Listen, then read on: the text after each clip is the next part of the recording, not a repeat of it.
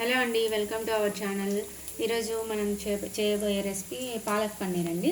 దీనికి కావాల్సిన ఇంగ్రీడియంట్స్ చూసేద్దాము. ఆనియన్స్ చిన్నగా చాప్ చేసి పెట్టుకున్నాను.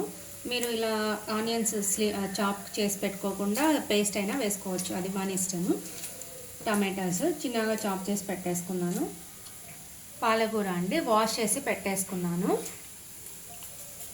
పన్నీరు ఇలా మనం కొంచెం రోస్ట్ చేసుకోవాలండి, మాడకుండా రోస్ట్ చేసుకోవాలి. నేను ఆల్రెడీ రోస్ట్ చేసేస్తున్నాను, స్టార్ట్ చేసేసాను. కొంచెం ఆయిల్ వేసుకొని రోస్ట్ చేసుకోవాలి, అన్ని సైడ్స్ రోస్ట్ చేసుకుంటే బాగుంటుంది. ఇప్పుడు పాలకు కొంచెం ఒక 2 to 3 మినిట్స్ హాట్ వాటర్లో వేసి బాయిల్ చేయాలండి. అంతకంటే ఎక్కువ అయితే వేసుకోకూడదు, ఎందుకంటే మనము వాటర్లోనే పోతాయి అంతా, దానికి ఉన్న ప్రోటీన్స్ అవన్నీ పోతాయి. అందుకనేసి 2 to 3 మినిట్స్ మాత్రమే వేసుకోవాలి. ఇప్పుడు ఆల్రెడీ వాటర్ పెట్టేశాను, బాయిల్ అయ్యాయి. మనం తీసుకొని ఆ పాలకి ఇప్పుడు దాంట్లో వేయాలండి. ఇప్పుడు నేను పన్నీర్ తీసేసుకున్నానండి, పక్కకు తీసేసుకున్నాను. అదే ప్యాన్లోనే కొంచెం ఆయిల్ వేసేసుకొని ఇప్పుడు ఆనియన్స్ వేసుకున్నాము. ఆనియన్స్ నేనేం వేరే మసాలా అయితే లేదు, ఏం వేయట్లేదండి. జనరల్గా కొంచెం క్యూమిన్ పౌడరు, కొరియాండర్ పౌడరు, అది రోస్ట్ చేసి పెట్టుకున్నదండి, అదే వేస్తాను. అంతే. కారము వేగిన తర్వాత టమాటాలు వేస్తాను. ఇప్పుడు ఇవి వేగాయి కండి, మరీ టూ సాఫ్ట్ ఏం అవ్వాల్సిన అవసరం లేదు. ఈ స్టేజ్లో ఉన్నప్పుడు టమాటాలు వేసేస్తున్నాను.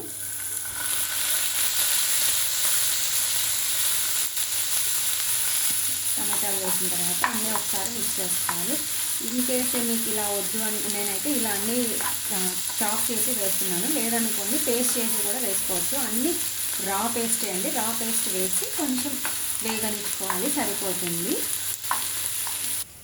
పాలక్ సపరేట్ చేసి పెట్టానండి. కొంచెం బాగా చల్లారిన తర్వాత పాలక్ ఇలా ఉంటుంది, గ్రీనిష్లోనే ఉంటుంది చూడండి. గ్రీనిష్ అయితే తగ్గదు. మనము అట్లా ఒక 2 to 3 మినిట్సే బాయిల్ చేసుకోవాలి, ఎక్కువగా బాయిల్ చేసుకోవద్దు. నేను ఇప్పుడు పేస్ట్ చేస్తున్నాను. ఇలా మనము టమాటాస్ కూడా అంతా మగ్గిన తర్వాత నేను మొత్తం మసాలాలో వేస్తున్నాను. మసాలాలు అంటే మసాలాలు కాదు, జీరా పౌడరు, జీలకర్ర పౌడరు ఒక 1/2 టేబుల్ స్పూన్ వేస్తున్నాను, మరీ ఎక్కువ లేదు. తర్వాత కొరియాండర్ పౌడరు, ధనియాల పొడి, అది ఒక 1/2 టేబుల్ స్పూన్ వేస్తున్నాను. ఎందుకంటే మసాలా ఫ్లేవర్ ఎక్కువ వస్తే మనకి పన్నీరు పాలక్ ఫ్లేవర్ పోతుంది కాబట్టి కొంచెం ఒక 1/2 టేబుల్ స్పూన్ పసుపు, కారము, రెడ్ చిల్లీ పౌడరు నేనైతే ఒక 1/2 టేబుల్ స్పూన్ వేస్తున్నానండి. ఎందుకంటే తక్కువ అయితే మళ్ళీ అయినా వేసుకోవచ్చు, కానీ మరీ ఎక్కువ వేసుకుంటే కారం అయితే తినలేని వల్ల. సో సాల్ట్ ఒక టేబుల్ స్పూను. ఇప్పుడు ఇవన్నీ ఒకసారి అదంతా మిక్స్ చేసేసుకొని పాలక్ పేస్ట్ వేసుకున్నాము. ఇప్పుడు మొత్తం అన్నీ కలిపానండి. కలిపిన తర్వాత పాలక్ పేస్ట్ వేస్తున్నాను.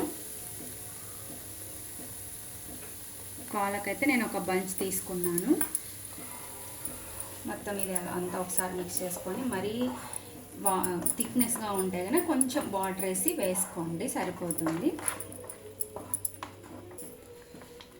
ఇప్పుడు మొత్తం పాలక్ అంతా వేసానండి. కొంచెం వాటర్ వేసి వేసాను, చాలా థిక్గా ఉంది అనేసి. ఇలా మొత్తం ఉడుకుతూ ఉంటుంది. ఒక 5 మినిట్స్ అలా ఉడికిన తర్వాత మనము టేస్ట్ సరిపోయిందో లేదో ఒకసారి చెక్ చేసుకొని, ఒకవేళ సాల్ట్ కారం ఏదైనా తక్కువ ఉంటే బ్యాలెన్స్ చేసేసి పన్నీర్ వేసుకుంటే సరిపోతుందండి. మీరు ఒకవేళ పన్నీర్ లేదు ఇన్ కేస్ అనుకోండి, పన్నీర్ బదులు ఆలు కూడా కొంచెం ఆలు ఉడికిచ్చేసి మరీ మెత్తగా కాకుండా పీసెస్ లాగా పన్నీర్ క్యూబ్స్ లాగా కట్ చేసుకొని ఆలు కూడా వేసుకోవచ్చు అండి. అదే ఒక డిఫరెంట్ టేస్ట్గా వస్తుంది.